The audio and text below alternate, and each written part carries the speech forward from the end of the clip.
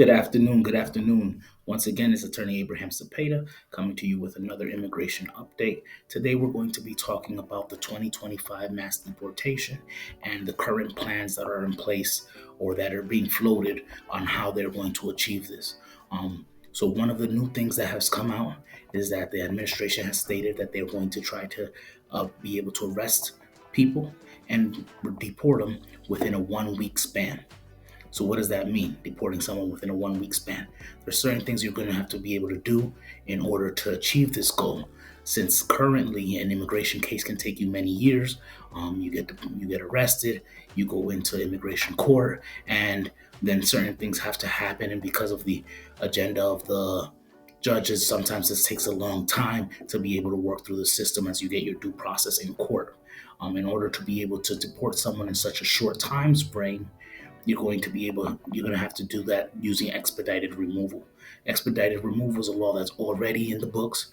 It's something that has existed for a long time, and it's something that's limited use right now.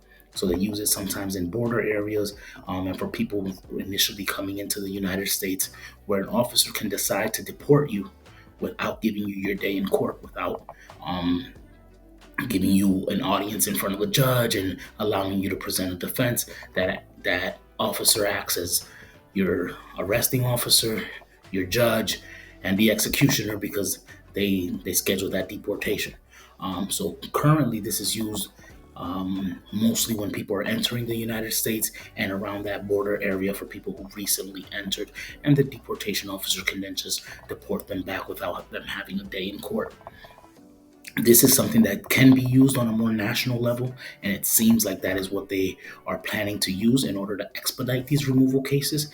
And you have to understand what this means. This means you're not going to have time to get an attorney, time to present a case, time to really flesh out what your stance is and why you should be allowed to stay in this country and what legal rules allow you to be able to stay in this country. So you won't have the time to do that within a shortened 1 week time frame, and you won't even be in front of a judge to be able to expose those defenses. So this is very, very impactful, and it is a way where many people can be sent out fairly quickly. In order to use it, expedited removal, they will have to be able to use a national network of ICE officers to be able to execute this once the person is detained, and to do it fairly quickly. So expedited removal can be used against anyone who entered without admission.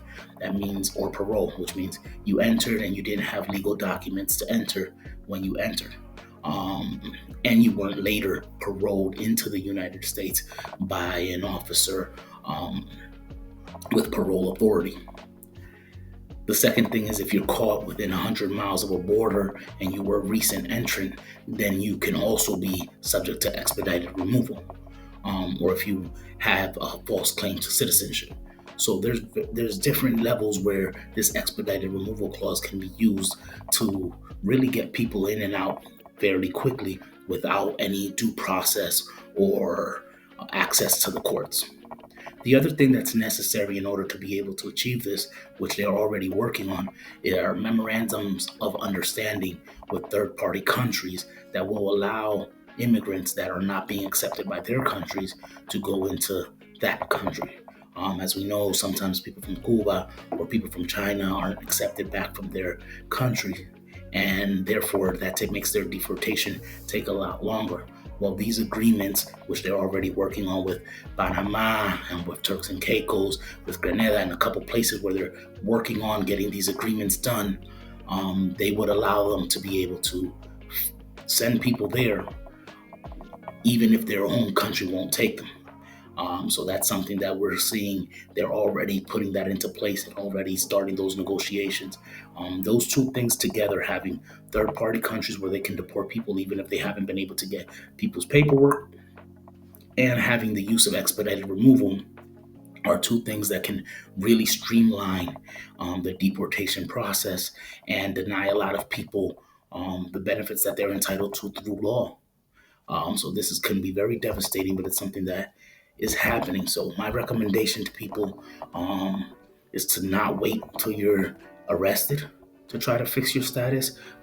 Figure out whether or not you can fix your status and try to get proactive on that. Because if you wait, you might not have the chance. Even if you have a legit claim to stay here in the United States, you might just not have the chance to put that claim forward under this new system of expedited removal.